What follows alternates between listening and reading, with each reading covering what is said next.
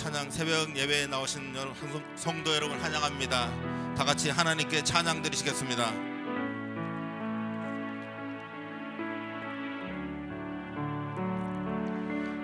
날마다 숨 쉬는 순간마다 내 앞에 어려운 일 보내 주님 앞에 이 몸을 맡길 때 슬픔 없네 두려움 없네 주님의 그 자비로운 손길 항상 좋은 것 주시도다 사랑스레 아픔과 기쁨을 수고와 평화와 안식을 날마다 숨쉬 내 곁에 계셔 자비로 날 감싸주시네 주님 앞에 이 몸을 맡길 때 힘주시네 위로함 주네 어린 나를 품에 안으시사 항상 평안함 주시도다 내가 살아 숨을 쉬는 동안 살피신다 약속하셨네 인생의 어려운 순간마다 주의 약속 생각해보네 내 맘속에 믿음 잃지 않고 말씀 속에 위로를 얻네 주님의 도우심 바라보며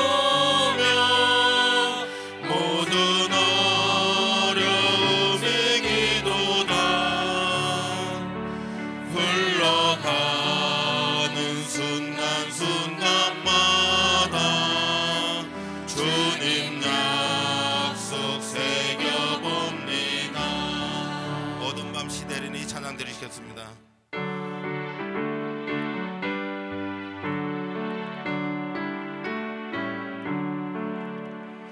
어둠 밤 시대리니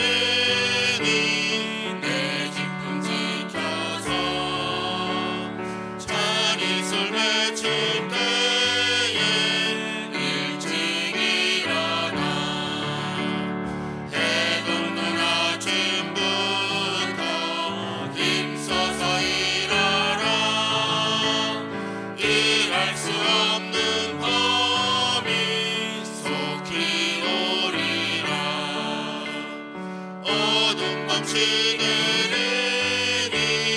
내 집은 지켜서 일할 때 일하면서 놀지 말아라 낮에는 수고하나 쉴 때가 오겠네 일할 수 없는 밤이 속히 오리라 어둠 밤 시대리니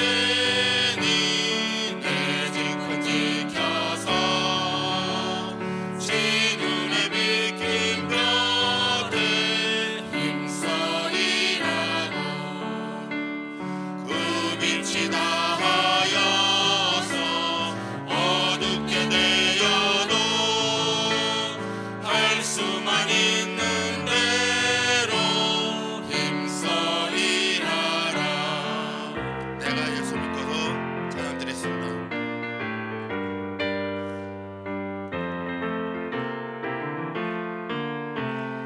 내가 예수 믿고서 제사함 받아 나의 모든 것 다 변해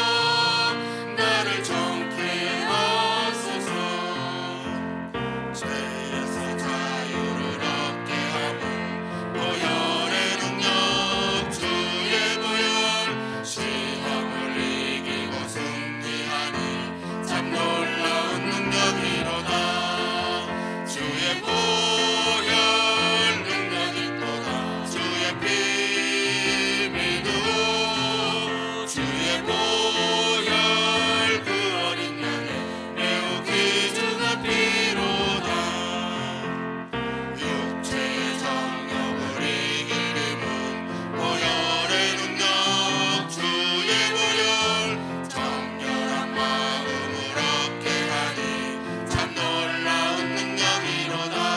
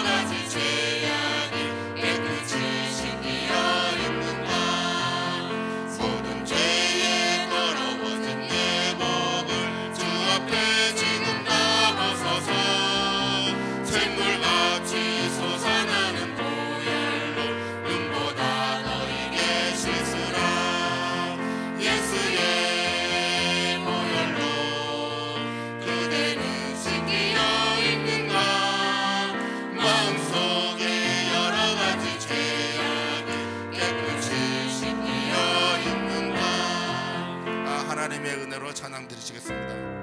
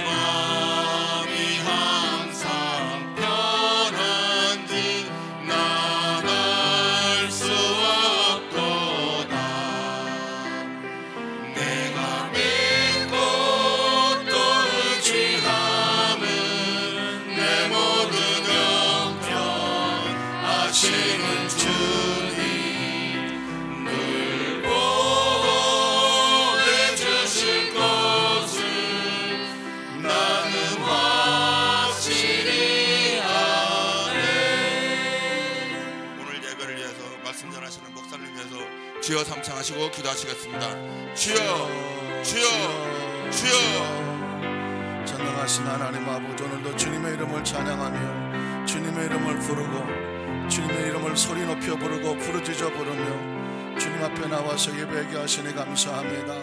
오늘도 성령님을 인도하고 환영하고 모셔드립니다. 성령님 우리 가운데 임재하여 주시옵소서. 운행하여 주시옵소서. 역사하여 주시옵소서. 함께하여 주시옵소서. 오늘도 하나님이 죄 많고 이 타락한 하나님 모든 이 세상 속에서 싸워서 이겨할 것이 얼마나 많이 있습니까? 우리 산의 안산교회 성도 능력을 더하여 주셔서 이 세상 속에서 모든 더러운 것과 하나님 유혹과 미혹과 절망과 좌절과 상처와 아픔과 하나님 시련과 흔들림과 방황하는 것과 갈등하는 것과 우리의 마음속에 여러가지 모든 부정적인 것들과 아버지 우리 입을 가로막는 모든 장애물들과 싸워 이겨서 승리하도록 하나님의 거룩한 능력과 은총으로 원하는 복을 내려 주시옵소서. 하나님 영광 받아 주시옵소서. 예수님 이름으로 간절히 기도드리옵나이다. 아멘. 신앙 고백 드리겠습니다. 전능하사 천지를 만드신 하나님 아버지를 내가 믿사오며 그 외아들 우리 주 예수 그리스도를 믿사오니 이는 성령으로 잉태하사 동정녀 마리아에게 나시고 본디오 필라도에게 고난을 받으사 십자가에 못 박혀 죽으시고 장사한 지 사흘 만에 죽은 자 가운데서 다시 살아나시며 하늘에 오르사 전능하신 하나님 우편에 앉아 계시다가 저리로서 산자와 죽은 자를 심판하러 오시리라. 성령을 믿사오며 거룩한 교회와 성도가 서로 교통하는 것과 죄를 사하여 주시는 것과 몸이 다시 사는 것과 영원히 사는 것을 믿사옵나이다. 아멘. 전능하신 하나님 아버지 감사합니다. 이 아침에 하나님의 거룩한 성호를 찬양하고 주님의 이름을 부르며 간구할 수 있으며 하나님 영원히 사는 것 그리스도의 영원한 생명을 신앙 고백 통해서 또다시 고백하게 하시니 감사합니다. 이 시간도 하나님의 성령께서 말씀하여 주시옵소서. 우리 영이 하나님 말씀을 가슴에 끌어안고 이 죄만 검을 맞고 타락하고 끊임없이 우리를 절망과 좌절과 낙심과 상처와 미움과 원망과 불안함과 초조함과 갈등과 흔들림과 오늘도 얼마나 많은 것들과 싸워서 이겨내야 될지 하나님 도와주지 않으면 아무것도 할 수 없음을 고백합니다. 이 하나님의 거룩한 성령께서 강력한 능력으로 임재하여 주시고 붙잡아 주셔서 오늘 하루도 멋지고 아름다운 승리의 날이 되기 위해 하나님의 능력으로 무장을 시켜주시고 담대케 하시고 지혜 주시고 명철 주셔서 이 세상을 향하여 오늘도 멋지고 하나님과 함께하는 멋진 축복의 날을 만드는 귀한 은혜가 있게 하여 주옵소서. 이 하나님 새벽 예배 하나님 앞에 헌신하고 충성 아름다운 찬양팀을 축복해 주시고 이름 없이 비덥 선생수 남녀 선교회와 하나님 이 성전 이 예배를 위해서 어떠한 역경과 어떤 것을 이겨내고 달려는 우리 모든 성도님들에게 하나님의 따뜻한 손길로 붙잡아 주시고 안아 주시옵소서. 예수님 이름으로 간절히 기도드리옵나이다. 아멘. 하나님 말씀 신약성경 고린도서 3장 12절로 18절까지 말씀이 되겠습니다. 고린도서 3장 12절로 18절까지 말씀 우리 한 목소리로 함께 합독하도록 하겠습니다. 우리가 이같이 든 소망이 있으므로 담대히 말하노니 우리는 모세가 이스라엘 자손들에게 장차 없어질 것에 결국을 주목하지 못하게 하려고 수건을 그 얼굴에 쓴 것 같이 아니하노라. 그러나 그들의 마음이 완고하여 오늘까지도 구약을 읽을 때에 그 수건이 벗겨지지 아니하고 있으니 그 수건은 그리스도 안에서 없어질 것이라. 오늘까지 모세의 글을 읽을 때에 수건이 그 마음을 덮었도다. 그러나 언제든지 주께로 돌아가면 그 수건이 벗겨지리라. 주는 영이시니 주의 영이 계신 곳에서는 자유가 있느니라. 우리가 다 수건을 벗은 얼굴로 거울을 보는 것 같이 주의 영광을 보매 그와 같은 형상으로 변화하여 영광에서 영광에 이르니 곧 주의 영으로 말미암이니라. 아멘. 할렐루야. 편히 주무셨습니까? 오늘도 우리에게 최고의 날 하나님께서 축복의 날 믿으십니까? 기대감이 있으십니까? 오늘 멋진 날을 계획하고 계십니까? 하나님께서 자기를 찾는 자들에게는 하나님이 살아계신 것과 그가 자기를 찾는 자들에게 상 주시는 것을 뭐 해야 된다? 믿어야 된다. 여러분의 얼굴에 하나님을 향한 기대감이 오늘도 가득했으면 좋겠습니다. 눈빛도 좀 초롱초롱 하시죠? 눈빛도 좀 초롱초롱 하시고 얼굴도 좀 반짝반짝하게 하시고 우리 여러분 마음과 마음이 하나님께 드리는 예배 드리는 자세도요 오늘 나에게 좋은 일을 한다고 기대하셔야 돼요. 기대하는 자에게 그 기대하는 것을 하나님이 주실 줄로 믿습니다. 한번 따라하실까요? 우리를 율법에서 자유케 하시는 성령님. 여러분 성령님 인정하십니까? 환영하십니까? 모셔드리십니까? 하나님께서 우리 안산교를 얼마나 사랑하시는지 어제도 수요 예배를 드리는데 이제 우리 자체 예배를 두 번째 드리거든요. 큰 은혜가 예배 가운데 넘쳐나는 하나님의 축복을 주셨습니다. 제가 오늘 아침에서 일어나면서 오늘 우리 새벽 예배를 드리면서 오늘도 또 하나님께서 큰 은혜를 주시겠구나. 왜냐하면 저는 하나님께서 우리 성도님을 사랑하시고 또 우리 안산교회 하나님의 기적을 날마다 부어주시는 벅찬 설레임이 있기 때문에 그렇습니다. 오늘도 성령님 인정합니다. 환영합니다. 모셔드립니다. 동행하시고 말씀하여 주시옵소서. 근데 여러분 성령님 인정한다고 환영한다고 모셔드린다고 하는 게 굉장히 중요한 표현이더라고요. 왜냐하면 인정하려면 성령님을 알아야 돼요. 환영하려면 성령님을 좋아해야 돼요. 모셔드리려면 의지적으로 성령과 함께 동행하려고 끊임없이 인식하고 가슴에 품고 대화하고 그리고 성령의 말씀에 순종하려고 애쓰는 결단이 필요하단 말입니다. 그래서 성령을 인정합니다, 환영합니다, 모셔드립니다는 성령에 대한 지식이 있어야 되죠. 성령에 대한 따뜻함, 사모함이 있어야 되고요. 성령을 내가 어떻게든지 성령 말씀에 거슬리지 않겠다 결단하고 각오하고 선택이 필요한 것입니다. 오랜 이 시간 새벽 예배 때마다 성령에 대해서 말씀을 나누는데 성경은 그래서 성령님을 그냥 성령님 하나로 말씀하지 아니하시고 여러 가지 표현을 쓰시는데 때로는 하나님의 성령, 하나님의 영, 또 주님의 영, 주의 영 이렇게 표현을 합니다. 이 얘기는 뭐냐면 성령님은 삼위일체 하나님이심에도 불구하고 스스로 운행하시겠지만 하나님과 성부 하나님과 성자 하나님 연합해서 하나님의 영으로 또는 주님의 영으로 함께 연합하시는 모습을 우리에게 보여주고 있기 때문에 그렇습니다. 여러분 기억하시죠? 지난 목요일날 말씀을 나눌 때에 다윗이 시편 51편에 하나님 앞에 범죄하고 난 다음에 가장 절박하게 부르짖었던 것은 뭐냐면 주님의 성령을 내게서 거두지 마십시오 라는 표현이었습니다. 하나님의 성령께서 같이 한번 읽어볼까요? 하나님이여 내 속에 정한 마음을 창조하시고 내 안에 정직한 영, 성령이에요. 새롭게 하소서. 나를 주 앞에서 쫓아내지 마시고. 전 이 말이 얼마나 절박한지 몰라요. 주의 성령을 내게서 뭐하지 마소서, 거두지 마소서. 여러분 성령을 인정하냐고 모셔드려야 그렇게 할 만해야 성령께서 우리를 떠나지 아니하시는 줄로 믿습니다.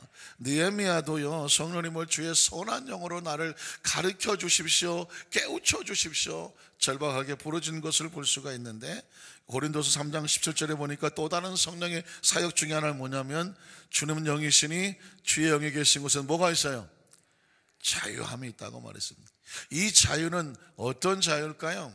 오늘 율법에서부터 자유케 하시는 성령님인데 조금 낯설 수가 있는데요. 그러나 아주 중요한 신앙의 원칙이에요. 구약과 신약을 분리시키면서 새롭게 조명할 수 있는 유대교와 기독교와 이게 다른 것이구나. 예수님이 오셔서 구약과 신약 사이에서 무슨 일을 하셨는가, 그 가운데 성령님은 어떻게 움직이셨는가, 기독교의 뼈대가 될 수 있는, 골격이 될 수 있는, 원리가 될 수 있는, 원칙이 될 수 있는 저와 여러분의 신앙 속에서 예수 믿는 것과 믿지 않는 것에 무엇이 차이가 있는지, 구약 성경과 신약성 사이에서 무슨 어떤 변화가 있었는지 오늘 이것을 아주 정확하게 가르쳐주는 것이 오늘 주님의 자유함의 역사이십니다. 우리 첫 번째로 구약의 율법은 무엇을 했냐면 죄를 지적했어요. 그리고 심판하고 죄책감을 갖고 가두게 하는. 여러분 죄가 굉장히 가슴 아픈 건데 율법은, 십계명은 무슨 일을 하냐면 죄를 지적해요. 너 이런 죄를 지었지? 그래서 죄를 지었으면 뭘 받아야 돼요? 심판을 받는. 넌 이런 심판을 받게 되어 있어. 그리고 그 죄의 문제가 해결되지 않는 한 죄책감에 사로잡히게 만드는, 이게 율법의 기능이라는 것입니다. 그래서 십계명을 우리에게 주셨는데 이 율법은 과연 우리에게 어떤 일을 하는가? 사도행전 13장 39절에 보면 율법으로는 우리가 의로워질 수가 없다고 말했습니다. 같이 읽어볼까요? 또 모세 율법으로 너희가 의롭다 하심을 뭐해요? 얻지 못해요. 여러분, 십계명 앞에서 난 십계명 다 지켰어, 의로워 할 수 있는 분이 있으신가요? 혹시 십계명은 다 지켰다고 혹시 하더라도 그 십계명에 또 다른 것은 뭐냐면 618가지의 구약 성경에 있는 계명들인데 그걸 다 지켰다고 할 수가 있을까요? 아니, 그걸 다 지켰다고 할지라도 나는 양심의 털끝만큼 조금 더 부끄러움이 없어, 이제까지 살아오면서 나는 한 번도 죄를 지은 적이 없어, 이렇게 말할 사람이 있을까요? 없단 말이죠. 그러니까 단 하나라도 잘못을 하면 뭐가 돼요? 죄인이 되는 거예요. 그러니 의롭다고 할 수가 없다는 것입니다. 자, 일단 모세의 율법은요, 그래서 모든 사람은 죄인이라는 것을 선포하고 있습니다. 디모데전서 1장 8절로 10절에 보면, 그러나 율법은 사람이 그것을 적법하겠으면 선한, 절법하겠으면 선한 것이다. 이런 것을 하면 안 되겠구나 라고 잘 활용하면 선한 것이나, 9절에 보면 알 것은 이것이 율법은 옳은 사람을 위하여 세운 것이 아니요 오직 불법한 자와 복종하지 않은 자와 경건하지 아니한 자와 죄인과 거룩하지 아니한 자와 망령된 자와 아버지를 죽이는 자와 어머니를 죽이는 자와 살인하는 자며, 10절에 보면 음행하는 자와 남색하는 자와 인신매매를 하는 자와 거짓말하는 자와 거짓 맹세하는 자와 기타 바른 교훈을 거스리는 자를 위함이다. 왜 하나님께서 율법을 주셨겠느냐? 너희가 의로워서 준 것이 아니라 무엇이기 때문에? 날마다 죄 속에 사는 죄인이기 때문에 하나님이 계명을 주셨다는 겁니다. 그러니까 율법이 주어지는 순간, 우리가 죄인이기 때문에 율법을 주셨구나. 다시 말해서 율법은 우리가 죄인인 것을 드러낸다고 말씀을 하죠. 또한 갈라디아서 3장 19절로 23절에 보면 아까 말씀드린 것처럼 죄를 깨닫게 되면 죄책감에 가두어지게 되는 거죠. 같이 읽어볼까요? 그런즉 율법은 무엇이냐? 죄를 범함으로 더하여 진 것이나 천사들을 통하여 한 중보자의 손으로 베푸신 것인데 약속하신 자손이 오시기까지 있을 것이다. 그 중보자는 한 편만 위한 자가 아니라 하나님은 한 분이시니라. 21절에 그러면 율법이 하나님의 약속들과 반대되는 것이냐? 결코 그럴 수 없느니라. 만일 능히 살게 하는 율법을 주셨더라면 의가 반드시 율법으로는 살 수가 없다는 것입니다. 왜 그러냐면, 그러나 성경이, 율법이 모든 것을 어디에 두었어요? 죄 아래 가둔, 죄를 짓는 순간 그 마귀의 소속이 되고 계명을 어겼으니 죄 속에 갇히게 되는 것입니다. 그래서 예수께서 오신 이유는 뭐냐면, 이런 예수 그리스도를 믿음으로 말미암은 약속을 믿는 자들에게 주는, 그러니까 죄의 문제를 해결할 것은 누구밖에 없어요? 예수 그리스도밖에 없다. 23절에 그래서 믿음이 오기 전에 우리는 어디에 매인 바 됐어요? 율법 아래. 예수 그리스도의 은혜의 시대가 오기 전까지는 우리는 율법에 다 너는 이런 놈 이런 죄를 지었지, 그래서 그 율법의 정죄와 심판을 받아서 꼼짝없이 그 죄목 아래 갇힌 자가 되었다고 말씀하는 것입니다. 그런데 이 율법은 사실상 잠시 있다가 없어질 것이라고 말합니다. 고린도서 3장 11절에 보면 없어질 것도 영광으로, 없어질 것이 뭐냐면 아까 말씀드린 율법이라는 거예요. 율법은 영원히 있을 것은, 사람을 이거 잘못했다고 막 심판하고 비판하는 것은 이것으로 하나님께서 사람을 의롭게 할 수가 없고 구원할 수가 없기 때문에 이것은 어떤 사람의 잘못을 지적해 주는 기능은 있어요. 그러나 이것으로 인류가 구원받지 못하기 때문에 영원히 있지 못해. 그래서 없어질 거라고 말하는 겁니다. 그런데 없어질 것도 영광으로 말미암은즉 길이 있을 것은 더욱 영광 가운데. 이 한 구절만 말하면 조금 말씀이 어렵죠. 율법이 죄를 지적하고 심판하는 기능이 있기는 있어요.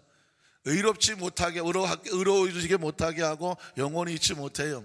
그러나 다른 사람의 잘못을 넌 이런 죄를 지었어라고 드러나게 하는 것도 하나의 역할이었다는 거예요. 그런데 그 역할 자체도 하나님은 영광스럽게 하셨는데, 하물며 다른 사람을 살리게 하는, 의롭고 은혜롭게 하는 것은 영원히 있을 것이다. 지금 율법과 은혜를 비교하고 있는 것을 볼 수가 있다는 것입니다. 자, 그래서 오늘 저와 여러분이 알아야 될 것은 뭐냐면, 예수님이 오신 것은 뭐냐면 율법으로는 사람을 의롭게 할 수 없고, 율법으로는 사람을 감동시킬 수 없고, 율법으로는 사람을 구원할 수가 없습니다. 여러분 요한복음 8장에 보니까 현장에서 간음하다 잡힌 여인이 잡히죠. 십계명에 보면 간음하다 걸리면 돌에 쳐서 죽여버리라고 말을 했습니다. 그래서 여러분 많은 사람들이 나와서 그 여인을 질질 개처럼 끌어다가 땅바닥에 내동벽에 쳐놓고는 모두 다 돌멩이를 들고 왔어요. 쳐서 심판하겠다는 거예요. 이게 율법이에요. 만약 저와 여러분이 혹시라도 남이 알지 못한 어떤 죄를 저질러서 그것이 드러나게 됐다고 한다면 십계명은, 율법은 저와 여러분을 개처럼 질질 끌어다 놓을 거예요. 그리고 온 동네 사람들이 다 같이 모여 똑같이 여자인 것처럼 이 사람이 이런 죄를 저질렀습니다, 돌로 심판해야 됩니다. 이게 율법이에요. 그러니까 살아남을 사람이 없는 거예요. 그래서 여러분 바리새인과 서기관들이 예수님 앞에 나와서 당신이 새로운 복음이라고 말을 하는데 이 계명 앞에서 당신이 선택을 하시오라고 말했던 것입니다. 자, 이 여인을 향해서 어떻게 했으면 좋겠습니까? 율법대로, 십계명대로 돌로 쳐서 죽여야 되겠습니까? 아니면 당신 마음처럼 사랑으로 용서해야 되겠습니까? 선택하시오. 만약에 모세 율법처럼 쳐서 죽이시오 말했다면 당신이 이제까지 말한 사랑과 용서는 무슨 말이냐, 말도 안 돼, 앞뒤가 맞지 않지 않느냐. 사랑하고 용서하려며 계명대로 쳐서 죽이라고 하는 것은 뭐가 다른 것이냐 라고 예수님께서 비판을 당할 것이고, 반대로 십계명은 그렇게 말했지만 사랑과 용서로 다시 한번 기회를 주십시오, 은혜를 주십시오 라고 말을 하면 모세의 십계명을 어기는 자가 되는 겁니다. 여러분 잘 아시는 것처럼 이 현장에 간음하다 잡힌 여인은 이 여인을 심판하려는 것이 아니에요. 그동안 복음을, 새로운 복음을 선포한다고 하는 예수님을 심판하려고 서기관과 바리새인들이 예수님을 함정에 빠뜨린 것입니다. 예수님은 지금 이렇게도 못하고 저렇게도 못해요. 왜냐하면 죽여라 그러면 아이고 입만 살아서 사랑과 용서를 말했지 사랑과 용서도 없는 사람이 하고 말할 것이고, 만약에 죽이지 마시오 그러면 모세의 십계명을 어기는, 계명을 어긴 사람이니 이 사람도 돌로 쳐서 죽입시다. 돌에 맞아 죽을 사람은 바로 예수님이었어요. 어떻게 해야 될까요? 그래서 여러분 잘 아시는 것처럼 요한복음 8장의 자세한 설명은 제가 나로 요한복음 강의할 때 말씀드리겠지만은 예수님께서 가장 중요한 것은 아무런 대답도 안 하시고 땅에 앉으셨다고 말하죠. 그리고 무엇인가 글을 쓰셨다라고 말을 했습니다. 사람들은 그것이 무엇을 쓰는지를 궁금해했다고 말이죠. 그런데 우리 조영기 목사님이 요한복음 강의하실 때 이 부분에 대해서 이렇게 말씀하신 기억합니다. 아마도 예수님께서는 십계명을 적으셨을 것이다. 왜냐하면 두 번 썼으니까. 첫 번째 쓴 것은 십계명을 적었을 것이다. 그러자 그 옆에 돌을 읽어서 했던 사람이 그러면 그렇지, 아무리 예수님이라고 할지라도 계명을 어길 수는 없으니까 아마도 십계명을 적여놓고 그리고 돌로 쳐서 죽이라고 말했을 거예요. 이젠 예수님도 꼼짝없이 걸려들었다고 말했을 것입니다. 그런데 서서 일어나셔서 뭐라고 말합니까? 유명한 너희 중에 죄 없는 사람이 먼저 돌을 들어 저 여인을 치라고 말했습니다. 그러니까 결론만 얘기하면 돌을 들어 치라고 말하는 것이었습니다. 계명대로 쳐라. 그런데 조건이 있는 거예요. 너희 중에 한 사람도 죄가 없어야 돼요. 다시 말해서 내가 만약에 죄가 있다고 한다면 죄인은 다른 사람에 대해 심판할 수 있을까요, 없을까요?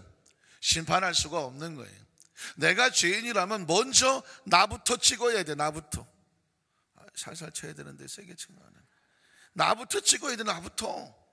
왜? 자기가 먼저 죄인이니까 내가 먼저 심판받아야죠. 지금 내 머리 찍어야 될 판인데 누구 머리를 향해서 돌을 던지겠다는 거예요. 그러면서 예수님께서 다시 앉으셔서 또 글을 쓰셨다고 말씀했습니다.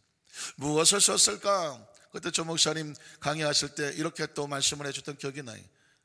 여기 앉아있던 모든 사람의 죄를, 낱낱이 숨겨져 있는 죄를 다 적어 내려가셨을 것이다.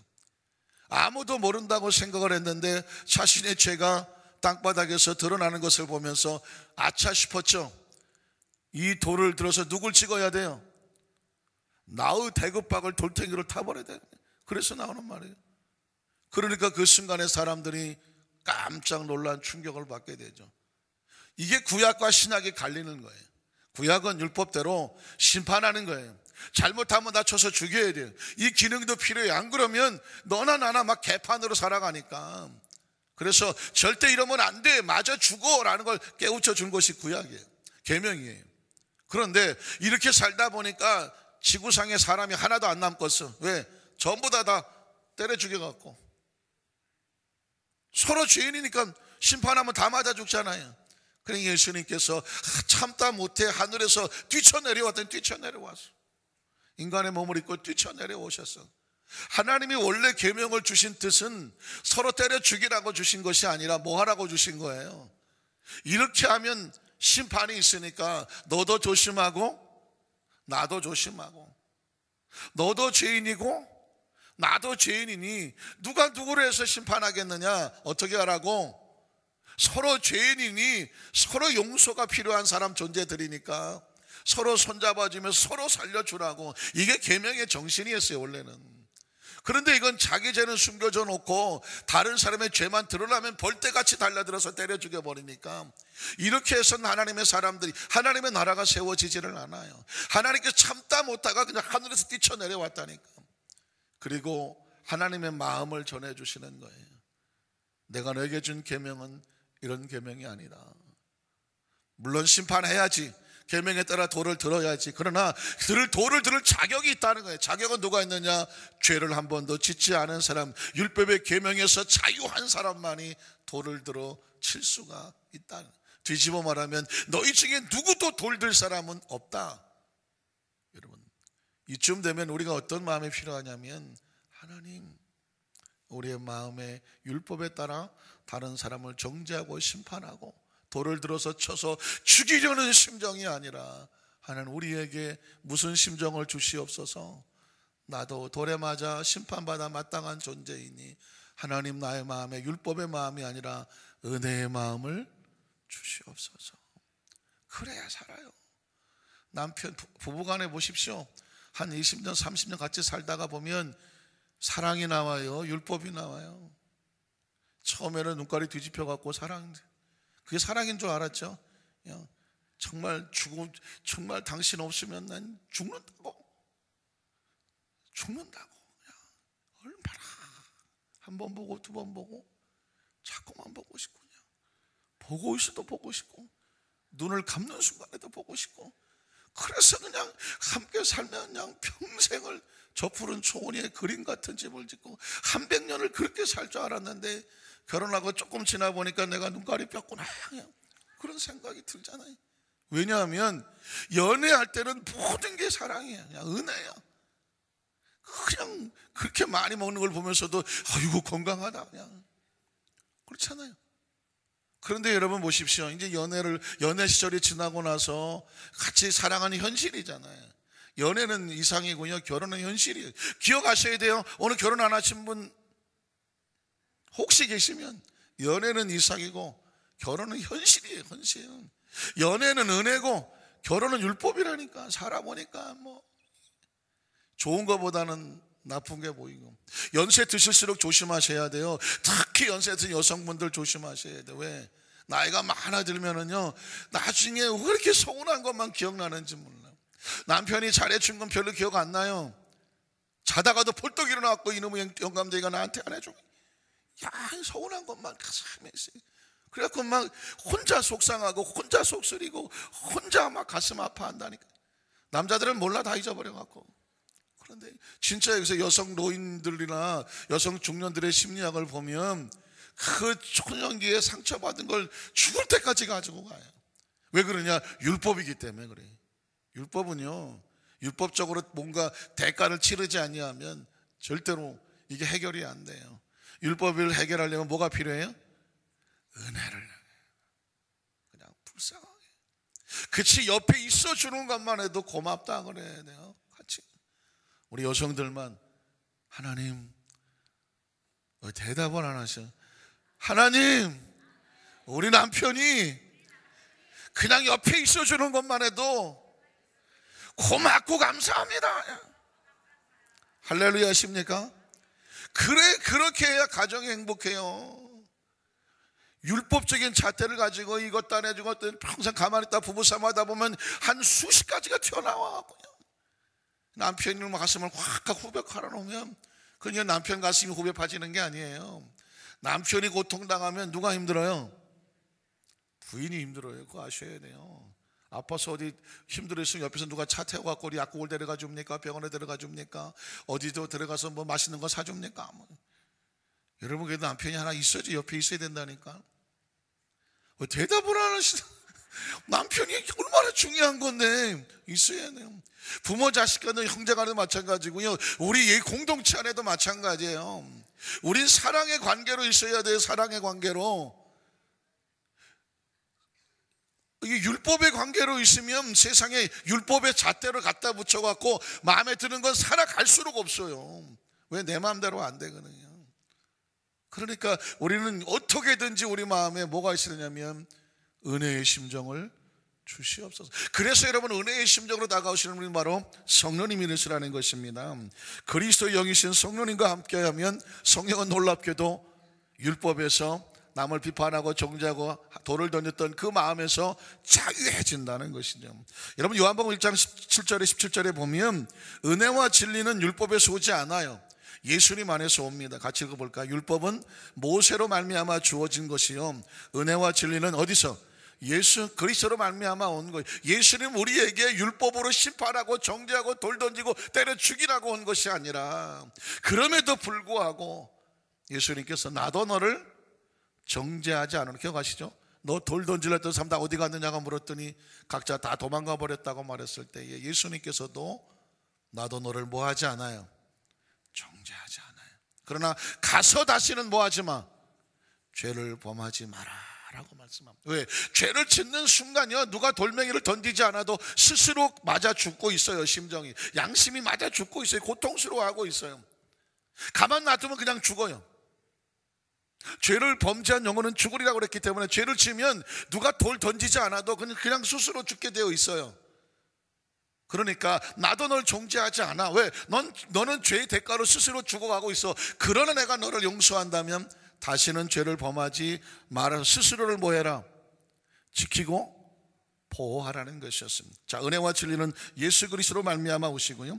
자, 히브리서 2장 10절에 보면 그 속에서 나오는 것이 영광이라고 말합니다. 그러므로 만물이 그를 위하고 또한 그로 말미암아 우리가 많은 아들들을 이끌어 영광에 들어가게 하신 일에 그들이 구원의 창시자를 고난을 통하여 온전하시 합당. 말이 좀 어렵죠? 자, 만물이 그리스도를 위하고 또한 그로 말미암아 우리가 많은 아들, 그 예수 그리스도가 구원받은 백성들을 이끌어서 어디에 들어가게 하십니까?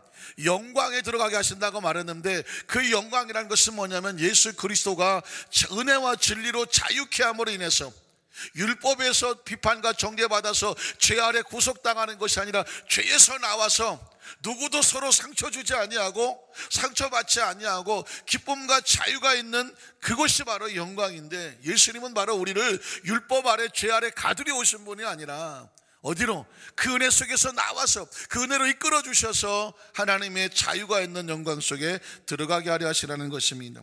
고린도서 3장 3절 6절에 보면 같이 읽어볼까요? 너희는 우리로 말미암아, 성도예요. 자, 고린도 교회 성도를 향해서 바울이 말하는 건데, 우리로 말미암아 나타난 그리스도의 편지다. 성도 한 사람 한 사람의 마음속에 그리스도의 편지라고 표현을 씁니다. 근데 우리가 어떻게 그리스도의 편지가 됐냐면 먹으로 쓴 것.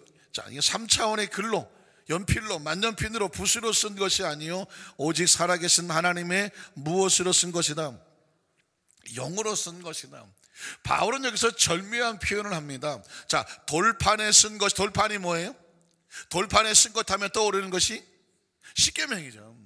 율법에 따라서 너희가 의로워져서 그리스도의 편지로서 이 사람은 하나님의 자녀요 이렇게 인정받은 것이 아니라, 또 육의 마음판에 이 사람은 그리스도의 은혜와 진리가 있는 하나님의 자녀입니다 라고 은혜와 진리로 그리스도로 세워준 그리스도의 편지라고 하는 것입니다. 여러분 아셨습니까? 여러분이 이 세상을 살아갈 때 다른 사람들에게는 하나님이 그 사람에게 보낸 하늘나라의 편지가 여러분이에요. 믿으십니까? 근데 그 편지가 가서 이거 넌 이게 잘못됐고 저게 잘못됐고 잘못됐어 라고 비판하고 정죄하고 다 심판해버리면 그 사람들은 어떻게 돼요? 가뜩이나 죄책감 속에서 맞아 죽어가고 있는 사람에게 더 소금 뿌리는 격이 돼버리고 말아요. 그런데 우리 그리스도의 편지들이 가서 그렇지 않아도 양심의 가책이 되고 죄책감 내에서 절망하고 두려워하는 사람에게 그리스도의 은혜와 진리로 편지를 전해주는 그 초청을 해주고 나면 나 같은 사람도 용서받을 수 있을까요? 나 같은 사람도 사함을 받을 수 있을까요? 나 같은 사람도 다시 시작할 수 있을까요? 나 같은 사람도 회복할 수 있을까요? 그런 이 복된 소식을 얻게 되는데, 그것을 전해주는 사람을 뭐라고 말한다고요? 그리스도의 편지요 저와 여러분인 줄로 믿습니다. 예수님을 구주로 믿으시면 아멘 하시기를 바랍니다. 예수님 안에서 자유하고 은혜와 진리 속에 있는 것을 믿으시면 아멘 하시기를 바랍니다. 오늘 고린도서 3장 17절에 주님의 영인, 주는 영이시니 주의 영이 있는 곳엔 자유함이 있다고 말해. 그 자유함은 뭐냐면 내 마음대로 한다는 것이 아니라 예수 그리스도로 말미암아 죄에서 나오고 저주에서 나오고, 내가 비판받지 않고, 우리가 비판받지 아니하고 돌에 맞지 아니하고 심판받지 아니하고 은혜로 용서받았어. 은혜로 이루어졌어요. 내가 은혜로 용서받고 은혜로 자유해졌으니 다른 사람을 향해서, 누구를 향해서 돌을 던지겠습니까? 저는 개인적으로 누구를 향해서 비판하지 않아요. 누구를 향해서도 원망하지 않아요. 왜 저라고 해서 가슴에 피 맺힌 사는 게 없겠습니까? 어디 짱돌 날카로운 거 있으면 들고 다니면서 저거 그냥 한번 쳐, 그런 마음이 제가 왜 없겠어요? 저도 있어요. 그러나 그 돌을 던지기 전에 누구를 먼저 보냐면 자기를 보는 거죠. 내가 먼저 맞아 죽어야 될 사람인데, 율법에 따라서 계명에 따라서 주님이 나를 먼저 용서해 주셨으니 내가 무엇 받은 사람이다? 은혜 받은 사람이야. 용서받은 사람이야. 자격이 없는데 덮어주셨잖아요. 그러니까 마지막으로 내가 해야 되고 살 게 있다면 뭐예요? 나에게도 그런 사람이 있을 때 그 사람에게 자유를 줘야 돼요. 용서해 놓고. 왜냐하면 그 사람 때문에 용서하지 않아요. 내가 살려고 용서하는 거예요. 용서하고 축복하고, 어금니가 갈리면 어금니 갈리는 것만큼 다 축복해줘. 그렇게 해서 내가 먼저 살고 그 사람도 용서해 놓아버리고, 그러면 그 사람이 하나님 앞에 돌아오거나 회개하고 하면 살 것이고, 그냥 자기 마음대로 계속 가면 그건 그 사람의 몫이고. 그래서 주님께서 우리에게 하잖아요. 너희는 할 수만 있으면 모든 사람과 더불어 회복하고 화해하고 용서해 줘. 무조건 용서를 선포해 놓아라. 잘못했다고 돌아오면 손잡아주고, 잘못했다고 하지 않고 자기 멋대로 가면 나는 용서해주고 축복해주고, 그 사람은 그 사람의 길을 가는 거예요. 오늘 저와 여러분의 삶의 전 가운데 우리의 마음속에는 주의 성령으로 말미암아 자유하셔서 모든 관계 속에서 매임이 없고, 아주 가까운 관계에서 서로 비판하고 정죄함으로 상처 주고 상처받아서 그 순간 자유가 아니라 매여 있지 아니하고, 오늘 말씀 이후로 예수님 안에서 주의 성령과 함께 마음이 편안하고 자유하고 은혜와 진리가 충만하시기를 주님의 이름으로 축원합니다. 기도하겠습니다. 전능하신 하나님 아버지, 계명을 볼 때마다 맞아 죽을 사람은 우리였습니다. 누구를 향하여 돌을 던집니까? 다른 사람의 잘못이 보이는 것만큼 내 잘못은 얼마나 더 큽니까? 다른 사람은 주먹 많은 돌이라면 나는 바위돌 같은 것을 맞아 죽어야 될 사람인데, 예수님 십자가에서 몸짓고 피 흘려 죽으심으로 말미암아 내가 다 이루었다고, 아버지여 저들의 죄를 사하여 주시옵소서. 용서와 사랑을 선포하고 새 계명을 주셔서 서로 사랑하라. 내가 너희를 사랑한 것처럼 너희도 서로 사랑하라. 이것이 가장 크고 첫째 되는 계명이고, 그리고 그것이 새 계명이라고 말씀하셨으니 오늘 이 시간에 하나님의 성령은 감상적이고 환상적이고 신비적인 것이라고만 생각하지 않게 하시고, 성령은 우리 속에 자유를 주시는 분이니 이 시간 위에 마음속에 그 어떤 관계 속에서도 맺혀 있지 아니하고 하나님 얽혀 있지 아니하고, 이 시간 말씀 붙잡고 기도할 때 하나님 모든 성도들 마음속에 다 내려놓고 용서하고 사랑하고 불쌍히 여겨주고 축복해주고, 피 맺힌 원한과 가슴 아픈 일이 있으면 더 절박하게 용서해버리고 축복해버리고 간절한 마음을 쏟아서 내 안에서는 내 스스로 하나님 바늘같이 칼같이 내 속을 찌르는 일이 없도록 이 시간에 모든 영혼 중에 자유함이 임하게 하여 주시옵소서. 예수님 이름으로 간절히 축복하고 기도드리옵나이다. 아멘. 하늘에 계신 우리 아버지여, 이름이 거룩히 여김을 받으시오며 나라가 임하시오며 뜻이 하늘에서 이루어진 것 같이 땅에서도 이루어지이다. 오늘 우리에게 일용할 양식을 주시옵고, 우리가 우리에게 죄 지은 자를 사하여 준 것 같이 우리 죄를 사하여 주시옵고, 우리가 시험에 들게 하지 마시옵고 다만 악에서 구하시옵소서. 나라와 권세 영광이 아버지께 영원히 쌓옵나이다. 아멘. 우리 두 사람을 가슴에 얹겠습니다. 잠시 묵상으로 기도합니다. 사랑하는 성도 여러분, 오늘 저와 여러분이 용서받은 존재인 것을 확인해야 합니다. 은혜 받은 존재이죠. 하나님께서 우리에게 은혜를 주셨습니다. 나도 너를 정죄하지 않는다. 이게 복음이죠. 복음입니다. 용서받았습니다. 그러니까 너도 가서 다시는 죄를 범하지 말라는 얘기는, 너도 가서 누구를 향하여 비판하거나 정죄하거나 돌을 들고 가서 심판하지 마라. 너도 용서해주며 살아라. 오늘 우리에게 놀라운 계명으로, 그래야 자유해질 수 있습니다. 오늘 말씀 붙잡고 우리의 심령 속, 우리의 설면전 가운데 용서와 사랑, 은혜와 진리가 충만하도록 성령 안에서의 자유를 내어 주시옵소서. 우리 주여 3차 간절히 한번 통성으로 기도합니다. 주여, 주여, 주여. 할렐루야. 전능하신 하나님, 오늘 말씀 안에서 성령으로 우리를 자유케 하신 역사가 나타나도록 주님 주관하여 주시옵소서.